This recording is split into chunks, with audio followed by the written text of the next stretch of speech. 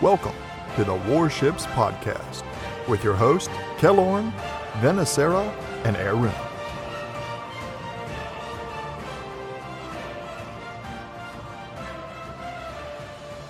Hello and welcome to episode 94 of the Warships Podcast.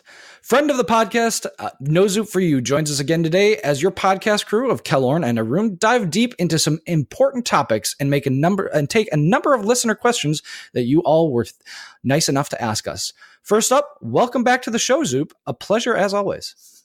Absolutely. It's always a pleasure being here with the Warships Podcast. And this is my first one with Arun, so I'm actually very excited about this as well. Hello. Yeah. Arun's a pretty good guy. It's unfortunate you weren't able to make it to St. Petersburg, where you would have been able to meet him in person, which I very much enjoyed when that happened. Yeah, very, very unfortunate. We'll have to have vodka some other time. Well, you were too a little far gone for us to have got vodka the last time we met, so we'll just have to leave that on the table. True. All right, diving right in. The upcoming Pan-American premium cruiser, Nueve de Julio, has been experiencing some controversy over her history this week, but we'll let you decide whether or not that history is important to you. We're here just to talk about her competency in World of Warships. It really boils down to this. Is Nueve de Julio worth the money as a premium, and would you recommend buy or pass? Me personally, I would say buy with an asterisk next to it. I really think it is dependent on the player. It's a good ship, and the ability to do very, very well on this ship is there. That mega heal is absolutely awesome and will keep you in the game, where if you're playing in the Helena, you might have been sunk otherwise. Guns are the same with the exception of the range. The range is going to be the thing that players are going to need to adjust to with the Nueve de Julio / Boise, because it's coming out as a Boise also.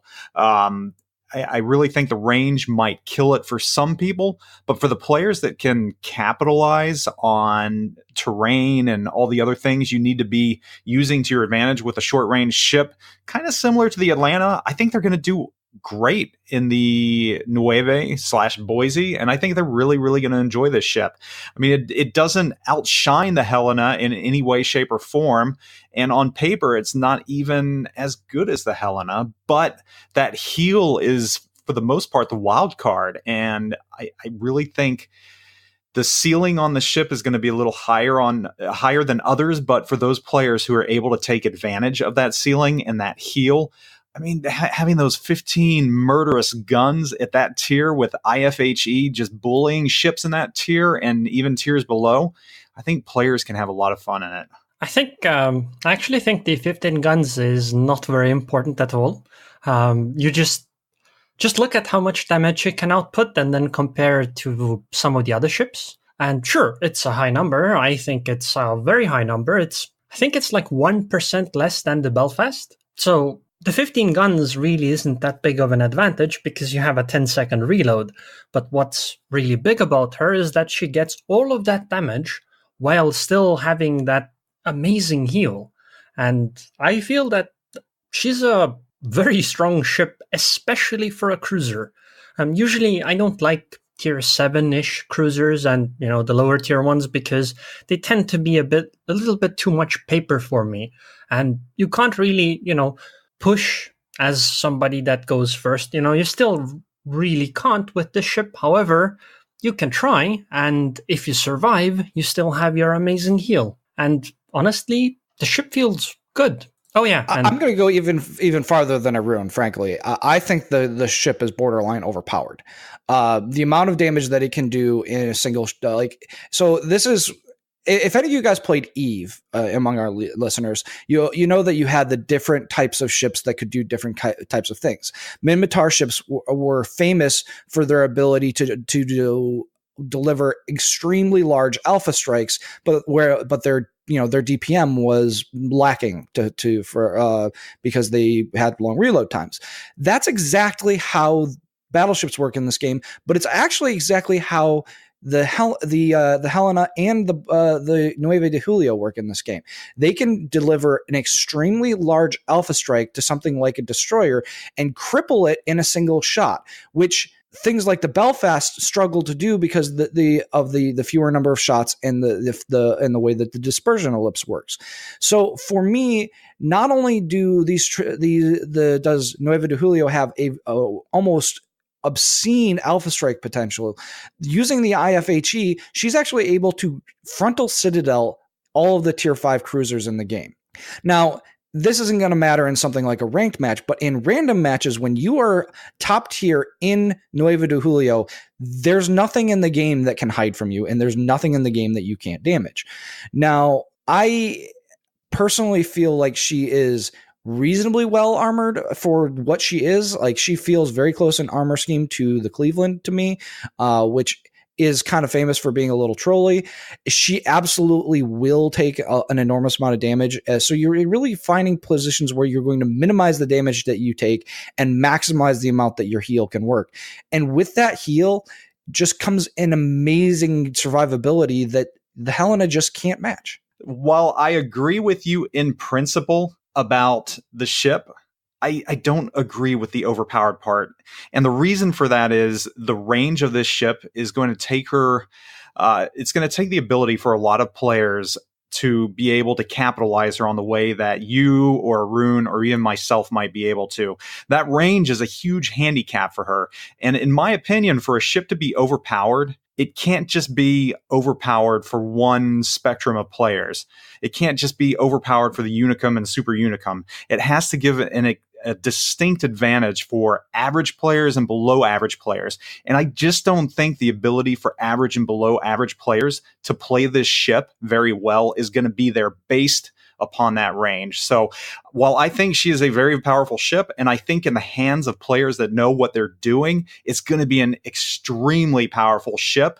But overall, I don't think she's going to be largely overpowered just because, you know, again, average players in that 13.4 kilometer range, they're going to get frustrated with it. Well, I have to completely disagree with your opinion on how to look at what's overpowered, because I think something... How dare you? How dare... No, go ahead. Go ahead. Because I think that if something brings more to the table, even if it requires much more skill, it still is overpowered because you can't compete with that with all the other options, and I think that's what makes something overpowered. But I do have to agree that I'm not quite certain if the ship is overpowered, because, like you said, it's the range. Maybe if she had like 900 meters to 1.5 kilometers more range, sure, I would absolutely agree in that case. However, right now, you do need to get a bit closer than you would like to at tier 7. If you're bottom tier, it's not that big of a deal, because many of the other ships you'll be fighting have comparable ranges. But if you're being... Do you mean top tier? Sorry, yes, if you are top tier. If you are bottom tier, though, you're going to have an incredibly bad time, because you have 13.6 kilometers range. In a tier 7 to 9 match, I think some battleships are going to have a little bit to say about you. Now, I did actually check out the armor scheme, and I thought that would be more like the Belfast rather than less. However, it isn't. It's actually better than the Indianapolis. The Citadel seems to sit slightly lower in the water. And, it's still a small section in the middle of the ship rather than below the turrets on either side, which means that you can actually have some trouble trying to Citadel her because you need to hit the middle rather than under the turrets. Hey, just real quick about the whole overpowered thing. You know, I stated that was my definition, and I do hold to that definition. But that is also the definition that a lot of people at Wargaming told me was what they use as well way back when. So, you know, there are metrics everywhere for what makes a ship overpowered. And, you know, this is just one of them. And it's that ability for every player across the entire spectrum to be able to play better in a certain ship. And, you know, you mentioned the Belfast, and the Belfast is probably the ultimate in overpowered ships because it does give an advantage. And there are statistics that show that the Belfast does provide a higher win percentage from poor players all the way up to Super Unicum players. But I don't want to delve too far into that. I just wanted to bring that up as why I say a certain ship might be overpowered or not overpowered. And I think that time's going to tell whether or not if the Nueva de Julio will meet that definition or not, Zoop. And I strongly suspect that the heal at tier 7 may just end up giving her that status in the long run. So, we'll keep an eye on the statistics and we'll check back in a few months. This week, the dev blog announced that work was continuing on the detection lag time between when a ship appears on your minimap, which is actually the moment of actual detection by another ship, plane, radar, or hydro, and when that ship renders on your screen. This has been a problem inherent in World of Warships from the very first beta test that I was a part of. So my question to you guys is this something that you're so used to now that it's not a big deal?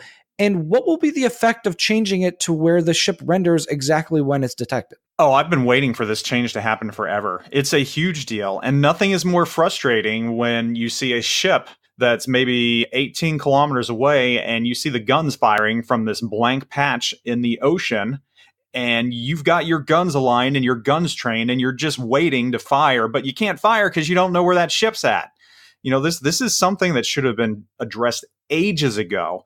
And yes, I'm used to it by now. I still don't like it. And I'm really, really, really looking forward to them fixing this so that the instant a ship fires, there's not this whole twiddling your thumbs waiting for the ship to render, that it's just instantaneous like it should be. I have to agree, but also slightly disagree. I think there is one aspect that's better than last time where you completely disagreed with me. I think I'm making an inroad with Arun right now. Actually, I don't know if I even disagree. I mean, I agree with you that it's annoying, and this is something that has plagued the game ever since I started playing, probably even before that. But there is one aspect that is these small kinds of things are all things that a player in this game can know about. So if you're a good player, you will know about all of these things and you can try to capitalize on these. For example, you might be a destroyer player that fires their guns before they get behind an island because they know that they get like 1 or 2 shots off before they appear for the enemy. And by the time they would actually appear, they're already at a spot where the shells wouldn't be able to get to her. On the other hand, you can also take advantage of this because sometimes you'll know exactly where the ship is going to be. You're just waiting for the selection marker to pop up, right? So when you radar a ship that's in smoke, but you know exactly where they are, you can put your guns exactly on them, and the selection will happen even before the ship appears, I think at least. So there are ways you could take advantage of this. However, I do agree that it's probably better for the game, like a lot better for the game, if this was something that gets fixed. So my personal opinion on this one is a little complicated. First, I think that the game will be a better game with this fixed. That said, I don't think it's going to be as big of a deal for the vast majority of the player population as we might think it will be. First of all, the most random battles are so chaotic and there's so many things going on and there's no focus of a team against a team that sometimes it doesn't matter that there's a delay between when a ship is focused. Where I do think that this will make a big impact is in more competitive play, when you are able to use the maximum amount of time of the radar so that you pop your radar, it's spotted instantly, and everybody fires. In something like a Moskva, where the radar is very short duration, that a little bit of time can make the difference between getting 2 or 3 salvos in or getting 1 or 2 salvos in. So I really feel like this is going to be something that is going to help the higher and more advanced players and the competitive players more than it's going to help the average player. Yeah, sorry. I don't know about that. Sorry, for me, it's just an annoyance. I think it's just, for me, it's not so much the mechanics. And like Arun stated, a good player is going to be able to overcome it. I mean, we all have. We've dealt with it. We've lived with it.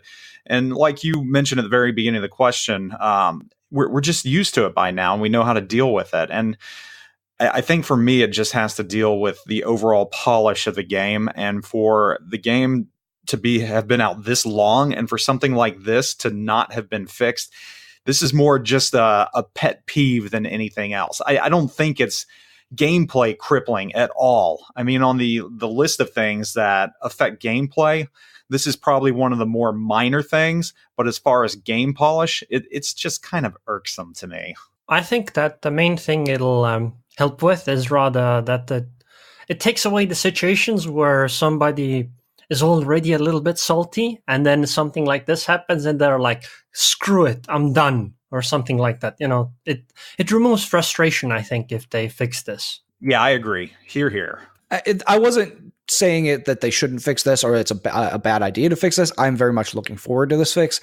I just don't think that it will have as big of an impact as some of the bigger conspiracy theorists think out there. Oh, no, I agree. And if I didn't make that clear with what I just said, again, we've dealt with this for the past, couple of years. It's just more of a polish thing for me. I just think it's something that should be finished. And by, like you said, fixing this, and like Arun said, it might kind of alleviate that whole that level of high salinity that happens sometimes if someone gets insta deleted or they can't fire back, and they're just like, oh, I couldn't even see the ship, this is BS, and they just rage quit.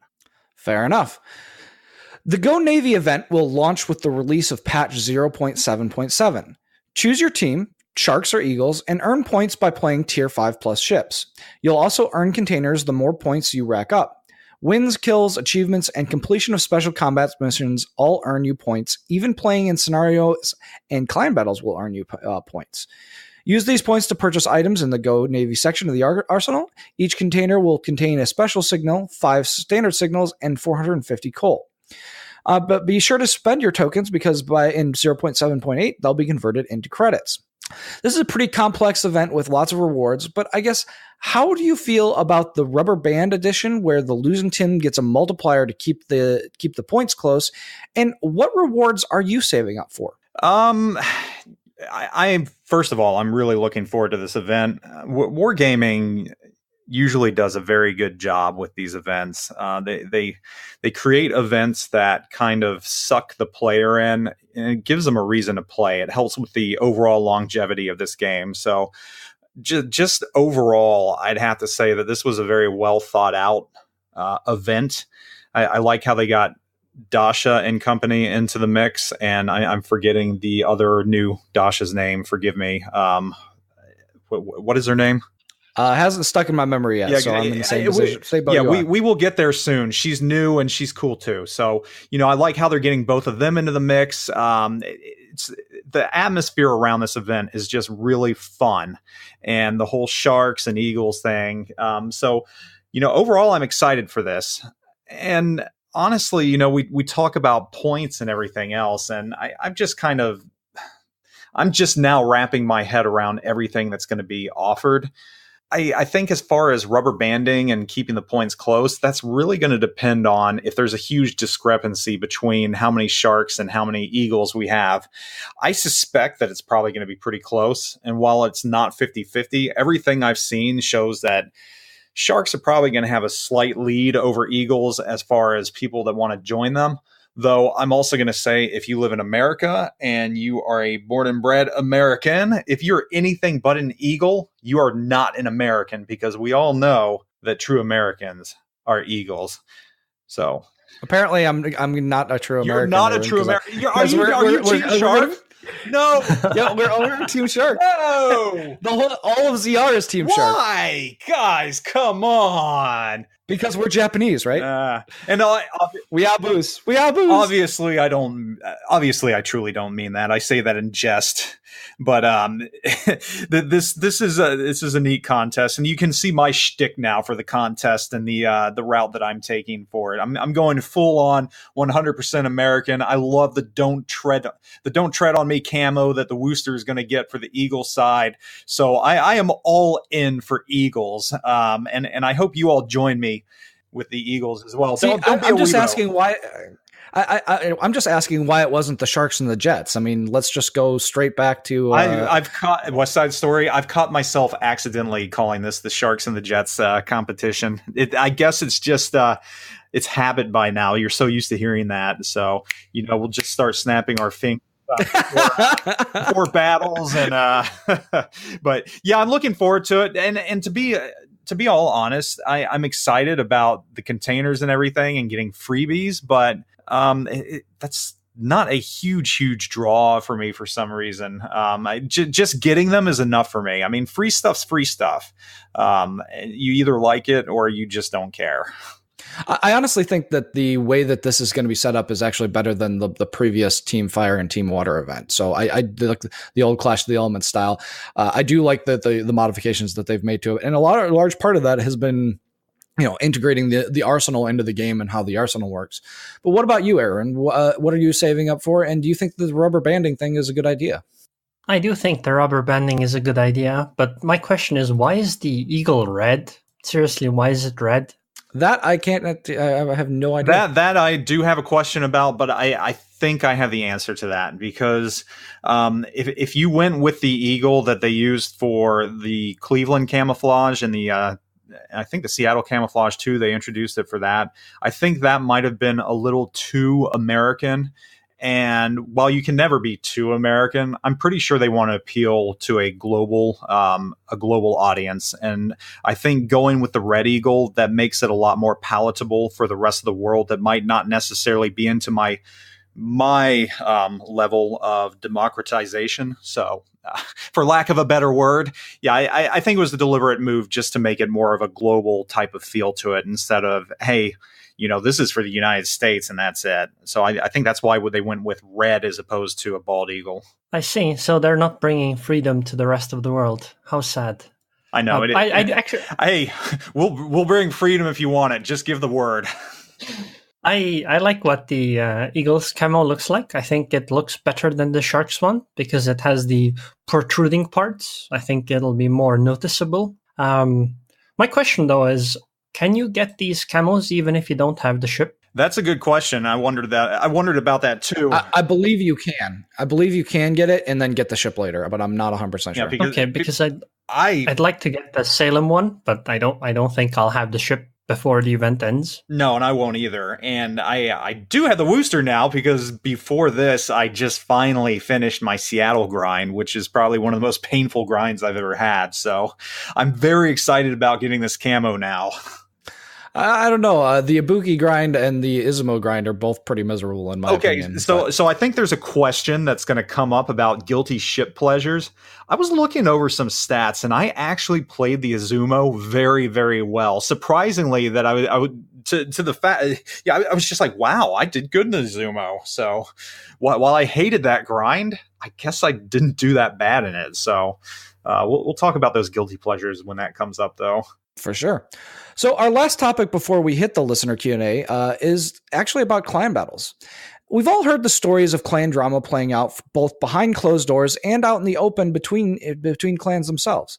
But the question I have to ask is, do clan battles promote clan drama, or is this just the cost of doing business associated with a competitive mode? Yes. Yeah, let's be honest. I mean, I think one of the greatest barriers to entry to a lot of players that want to play clan battles is not only the fact that clans only run through a certain amount of time, and they just don't have the time to get in when they're available. But I also think there's that whole stigma and just the whole high school atmosphere that clans bring in some cases.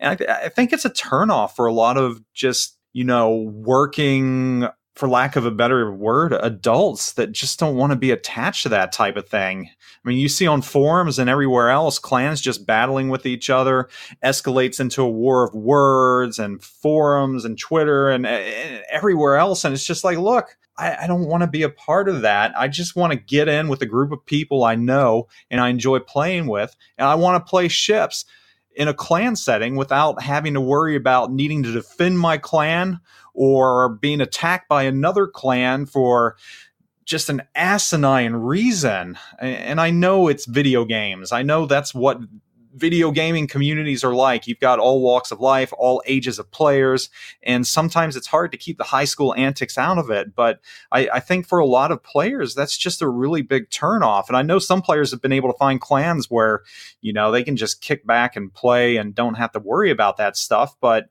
even for them, they see that spillover because it's just coming from so many clans. So yeah, I don't know what the deal is. I mean, I wish we could all act like adults, but I guess we can't. I don't know. Aaron, you don't really have a dog in this fight since you're not really doing clans or clan battles. So from your perspective, is the drama that becomes associated with clans and clan battles, is that too high of a price to have clan battles in the game at all? Should clan battles be changed in some way or removed? No, I don't think so. I mean, I say yes, that clans and clan battles cause drama, but that's actually the second part of the question. It's the cost of doing business. It's every game I've ever played since like early 2000 online games, that is. Clans have always had drama, always. I have never seen a single exception. It doesn't matter if the game itself supports clans in any way. RuneScape, for example, didn't even have like parties, and clan drama still happened with absolutely no problems. I don't think clan battles are not worth it because of that. That's a double negative. Okay. I do think they're worth it. I don't know. I don't really care about the high school antics. For me, it's more about the fact that I have to deal with people enough. So deal with people that know how to play the game enough so that we can play together. And I think that's a harder barrier for me than pretty much anything else. I think if it were possible, I would even queue up with randoms for clan battles just to get some of the rewards, although I think it'll just fail spectacularly. But I don't know. No, I agree with you right there. It is the cost of doing business, and I would never want to get rid of clan battles. It offers, again, that longevity that this game needs. It gives people a reason to play. It gives them a competitive venue to play. And, this is no different than any other game out there. It's no different than sports even. I mean, there's always competition, and when you throw competition in the mix, you have hot heads. You've got people that are very passionate. I just feel that maybe some of the stuff that we've been seeing as of late in clan battles is a little juvenile, and I wish that'd go away, but it's never going to happen. I mean, I've been playing. My first clan ever was back in the 90s, a game called Command & Conquer: Sole Survivor. And many of you might not remember that game, but it was basically a single-player version of Command & Conquer where you took a little vehicle like your APC or a tank, and you just rolled around the map killing players on the other team. That was one of the first team-based online games ever. It wasn't a hit like Command & Conquer was, but I was in a clan, and there was even internal drama in that clan, played out in 56K Flex. So it's been around from the dawn of games. It's been around from the dawn of times. It's never going to go away. But I do just look at it the aspect of, it might be a turnoff for some players getting in. And I think what you're going to see in the future is I think wargaming proper might start cracking down a little more when this type of stuff pops up in official forums and other places to kind of keep a tamp on it, because it does get ugly very quickly. And I think that's the last thing they want to happen. They want to keep this as inclusive for everyone as possible. So when it starts hitting at the overall numbers of people jumping into clan battles, I think you might see that clamp down. I don't know. I think letting people be idiotic like that in public places is fine, because it lets others know that maybe they should pick another clan instead of the one with all the name calling going on. I think as long as they don't really negatively affect games, there aren't really many problems. Like I think what happened recently to Flammo when he went on to the Asian server and people just sync dropped with him and then basically tried to abuse him for the entire game. I think those things need to be very heavily punished because, that's still a clan activity, at least from what I saw. However, I think just clan drama, I think that's just okay. I think it's okay because it's going to happen, but I don't know. I guess it comes down to what does Wargaming officially think about it? Do they want that spilling onto their forums and mucking the forums up? And part of me doesn't think they want that, because a number of those threads have been locked because they've just become downright just nuclear. It hasn't been a good look. And, you don't want your game to look that way for people, potential players that might not have played before, because they might take a pass on it. They might look at the community and say, hey, look how these guys are acting. I don't have time for this. And maybe they don't. Maybe it's not that big of a deal.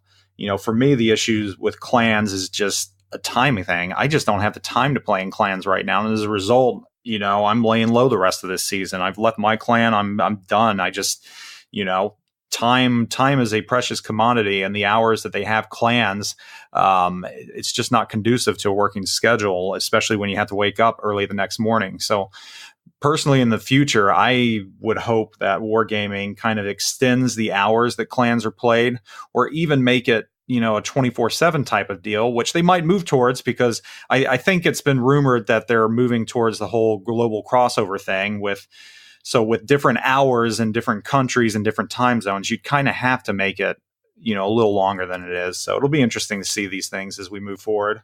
That, from what I understand, that is the intention, is to go to crossover servers and have clan battles to be open at all times. So hopefully we'll see that in the future. Yesterday, I put out a request for questions for a listener Q&A session, and you guys responded overwhelmingly with over 30 questions. I apologize if we don't get to your specific question, and we'll hold on to them and try and answer them more to answer more questions as time allows in the next upcoming weeks. So starting out, Patreon backer Griefer asks, the resource oil was touted early to bring player rewards. What do you feel the use, if any, there is for oil in the game? Should it be mitigated, as clans have so many facilities that it's moot, and players have so much that once mentioned players' wallets for oil doesn't seem to be having it required anymore? Hey, Griefer, thanks for the question. I don't know if this is just an issue of Wargaming not thinking that clans would accrue oil this quickly, because in the very onset of things, it looked like some of the upper tier rewards were, more oil than anyone could ever obtain. But obviously that has proven to not be true. What I would say right now, and what my suggestion would be to Wargaming, and I know they're probably thinking of this or they've already thought of it, I would just say let that oil be banked and find new avenues to spin that oil. I mean, obviously, at some point, they've got to expand the port, the size and the facilities and the clan ports. I mean, you've got new lines coming in. You've got your Royal Navy destroyers coming in. So that's going to be more places where you can spin that oil to make the line cheaper and produce more XP. So I don't think having all that oil sitting around is necessarily a bad thing, just because the game's still growing. And I think there'll be more uses for that oil in the future. From what I understand, the clan ports and the clan system are all scheduled for a complete revamp. And when we do see that revamp, I would expect there to be other things to spend your oil on. Well, you are obviously more in the know than I am right now. I should probably pay attention more. No, it does make sense, though. It makes absolute sense. Well, I'm not sure if his name is Griefer. Pretty sure it's Greifer instead. Oh, I'm sorry. In German, I'm sorry, Greifer. In German, that would be Grabber. Not sure if it's an improvement, though. I apologize. Sometimes these names you just do your best. Well, if it's Griefer, I'm sure that's a clever pun or whatever. And even if it's Greifer, I'm sure that is too. So whether you're Griefer or Greifer, hey, howdy there. I'll be honest. My interaction with oil in this game is that every time I get the daily chest or box or whatever you call it, I see a small pop-up in the corner that says I gained 10 oil, and that's literally it. It just doesn't account. Like, I personally don't see it at all. So it's really hard to talk about oil as something that matters to me. That's a good point right there. And that being said, I'd rather see coal pop up there than oil at this point. Oh yeah, agreed. Yeah, the opportunities to earn coal have been a little on the low side, and I think that is something they're going to be working on in a future patch. So Patreon backer Andy Rucker asks, Looking at the numbers on World of Warships numbers for NA, the win rates for Salem are quite high, significantly higher than the Des Moines, 64% versus 49%. Do you think that this is due to a balance issue with the ship, or is it due to only more experienced players having access to it? Is it Rucker or Rucker? I'm kidding. I believe it's Rucker. All right, Mr. Rucker, I'm going to answer your question right here. I don't think it's a balance issue with the Salem. I played the Salem. I loved the Salem, but that's because I love the Des Moines. The ships play very similar to each other, and I don't think having that RN-esque heel on the Salem really makes it that much of a better ship. For myself, I noticed sometimes it would help me a little more. It'd keep me alive if I inched in too close and put out more damage per minute than I would have otherwise because I'm surviving longer. But that shortened radar also mitigated the ability for me to help my team in general. So I think what you're seeing right now is more of the skilled players are purchasing this ship. I think if you were to take the Salem and replace the Des Moines with everyone that owns the Des Moines, or replace that ship with everyone that owns the Des Moines and just make it the Salem, I think you'd see that it would be the exact same for the Des Moines. You'd still have, the same win rate and everything else. And it might be even worse. I don't know. But I don't think it's that the ship's any better. I think it's just you've got better players that are using it right now, and they're taking advantage of what it does bring to the table. I agree. I think exactly the same thing. Although I do think there is probably some difference in how good the two ships are, but it gets absolutely overshadowed by the fact that more experienced players are going to have the ship much, much earlier than, less experienced players. I think the Salem is going to have this skewed win rate for a very long time because of it. Because she isn't very easy to get. Yeah, I don't even have her right now, and despite her being similar to the Des Moines, I'm gonna get her as soon as I can, just because in testing her, I liked her. She was very similar to the Des Moines, but she offers a different situational play style that I think there can be a use for. So I like her just as much. I just love that ship. I think that you're going to see very similar things happen with all of the special release ships. I expect Stalingrad to have an obscene win rate, not in whatever form that we see her in, not because she may not end up being all that overpowered. She may actually end up being underpowered, but the people that get her are going to dictate, and as well as the small sample size are going to dictate. Don't shoot me when I say this, because I know people hated me when I said it in the past, but that is exactly what happened with the Conqueror, which if you look at that ship now and the players that use it still, it just doesn't have that big of an effect on the overall game. So there, I said it. Go ahead, Arun. Well, I agree, but I wanted to say that I want my Tier 4 Salem back, please. Thank you very much, Wargaming. Oh yes, the Salem Witch from the Corgi. Is that the one you're talking about? The Salem Witch from the Corgi battles? I don't know what Corgi battles are, but we had it for a Halloween event, and it had a 20-kilometer hydro. Okay, then. That was before radar existed, though. Alrighty. Well, Reddit user Denaro asks, what do each of you view as the most significant thing Wargaming could do to improve player retention? And what keeps you interested in the game? So the first thing I want to say is I don't think Wargaming really has a retention issue right now. The numbers have been consistently strong for World of Warships in North America. I mean, it hasn't grown significantly, but the fact that it hasn't shrunk either, I find to be a good thing. And I think with World of Warships Legends coming in the future, I think you're going to see those numbers grow as well as it opens to the gaming console community. And that right there is the start. That is the beginning of bringing in new players and growing numbers. And yeah, though they might not be playing World of Warships proper, that still helps wargaming in general, and it still helps the World of Warships platform. So definitely looking forward to that kicking off. But I think the things that they're doing are the right things and the things they need to be doing. They're offering new ship lines. They're offering clan battles. They're doing contests like the Sharks versus Eagles. All these things keep players engaged. The only thing that I think they can improve on is just making the game more accessible to new players, because new players get lost in this game very easily. But I think even they're working on that through the Global CC program, bringing in more community contributors, because when you have more community contributors, you've got more content creation going on. And, that ranges from a variety of things, from reviews to videos that help those incoming beginning players. So I think it all factors together. And I don't know that there's anything Wargaming can do better other than being a little more upfront on some things. I don't think they have a bad relation with the player base, though. And to their credit, they probably talk more to the player base than most games I've ever seen. And that includes AAA games. So I got to commend them for that as well. The devs continually talk to us, and the players, you can go on Facebook to the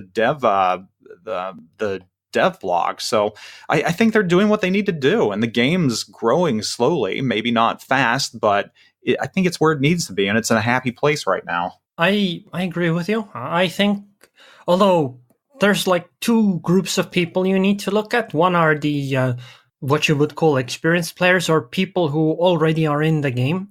I think their player retention, people like me, or maybe people like, who have like 1,000 battles played, something like that. I think people like that are a completely different group in terms of retention than the people that you would want to actually grow the game.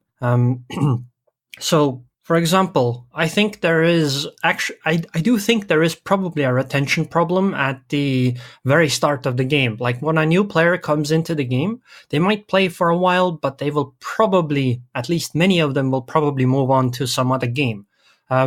Sure, that might simply be because the game just doesn't suit them very well.